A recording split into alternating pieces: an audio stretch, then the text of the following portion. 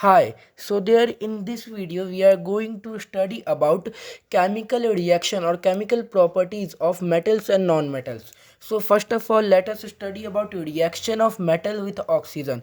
So metal reacts with oxygen to form metallic oxide, or in simple words we can say metal plus oxygen is equals to metal oxide. So let us understand it with an example. So first hold a magnesium ribbon with a pair of tongs and ignite it.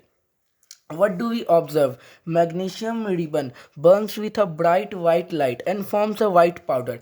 Exactly, that white powder is only the magnesium oxide, and you would find that white powder on the surface of magnesium ribbon. So basically we can say when magnesium reacts with oxygen present in air, so it forms magnesium oxide that is white in color. And from where do we get oxygen? We get oxygen from the air.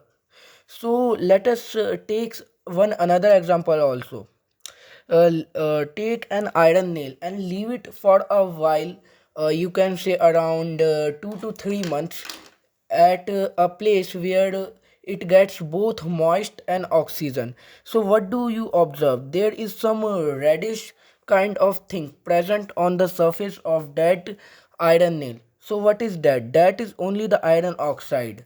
So what can we say?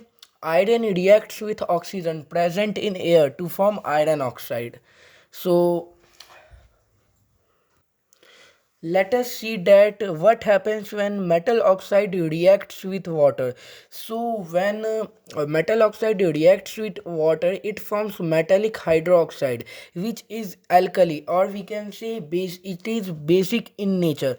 So let us understand it with an example. So magnesium oxide plus H2O is equals to magnesium hydroxide, or you can say magnesium oxide plus water is equals to magnesium hydroxide. So now, as in first activity, we got some white powder present on the magnesium ribbon. So collect that white powder and dissolve it in water. Drip a strip of red litmus paper in this solution, and what do we see? The red litmus paper turns blue. So it indicates that the magnesium hydroxide is basic in nature. So now let us know that what happens when a non-metal reacts with oxygen. So when non-metal reacts with oxygen, it forms non-metallic oxide.